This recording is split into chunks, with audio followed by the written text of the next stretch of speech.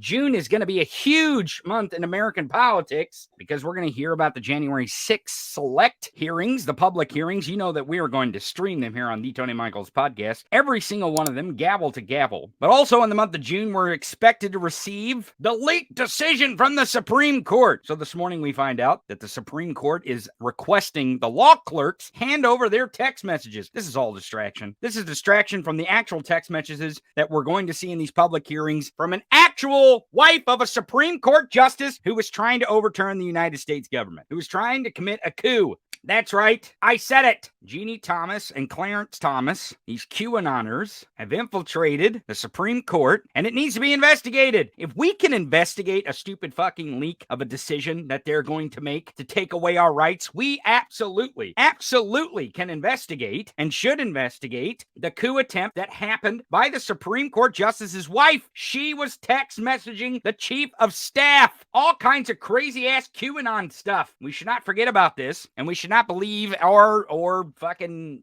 pay attention much to the distraction of the leak. I would imagine that we're going to find out that this leak investigation is not going to lead down the road that they want. And the media is buying all this fucking distraction. This watch this hand while we do this other thing. Watch this hand over here while we commit a coup over here. That's what it is. Distraction. They're going to distract us with the leak of a decision that they're going to make. Think about this for a second. We're supposed to believe that the high crime that has been committed in the Supreme Court is that a decision that they're going to make to take away women's rights and liberties of their body that they have constitutionally in this country right now, that is the high crime that was committed in the Supreme Court. Give me a fucking break. Forget about buying and paying for the justices, the right-wing kooks that are on the Supreme Court. Forget about that fucking crime in the first place. How they bought and paid for it through the Federalist Society of making sure that minority ideology rules in this country. Forget about that for a second. Forget about how we can't have 13 justices. We have to have 9, which makes no sense. We have 13 districts. We should have 13 justices.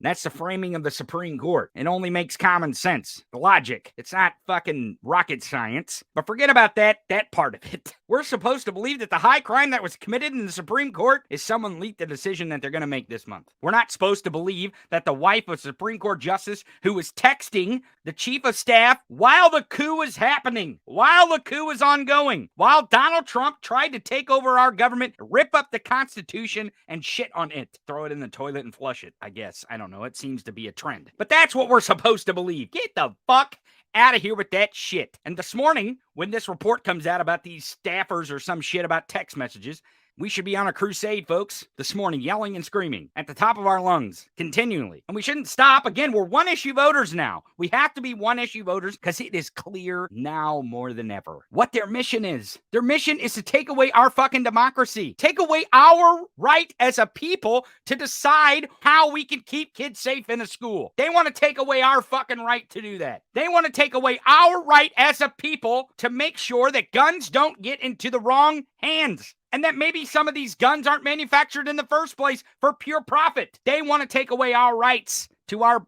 bodies. Women don't even have the right to their uterus in some states anymore. To medical decisions that are made between them and their doctor about their life. And we're supposed to believe this morning that the big, huge controversy that the big, huge crime committed in this country was a leak of a decision that they're going to make. It's not like they're claiming, oh my God, this person is lying. Who cares who leaked it? It's probably a right-winger in the first place. Who gives a shit? That's probably what we're going to find out in the long run. This investigation, and no investigation ever works out well for these right-wingers. We've seen that. I mean, remember how important a certain email lady's emails were several years ago. Remember how important Hunter Biden's laptop is to the Biden presidency. Remember that.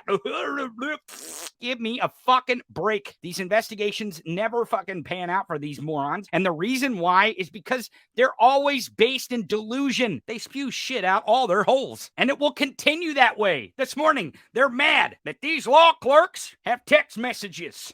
Get the fuck out of here with this shit. And the mainstream media is buying this shit hook, line, sinker. Hook, line, sinker. Don't Buy it. Make the noise of the real fucking crimes that are being committed in the Supreme Court. Ginni Thomas, the wife of Clarence Thomas, that piece of fucking shit, was texting the chief of staff who was standing next to the person who was trying to overthrow our government and encouraging it. Not only encouraging it, giving them ideas on how to overthrow our Constitution. And then Clarence Thomas got to make decisions on the evidence without recusing himself. You want to talk about fucking crimes? They can't stop criming. They can't stop criming. We can't take our eye off the prize here, folks. The prize is our democracy. It is at stake. Every fucking waking moment we have to fight for it. Everywhere. Because these fascists are not going to stop.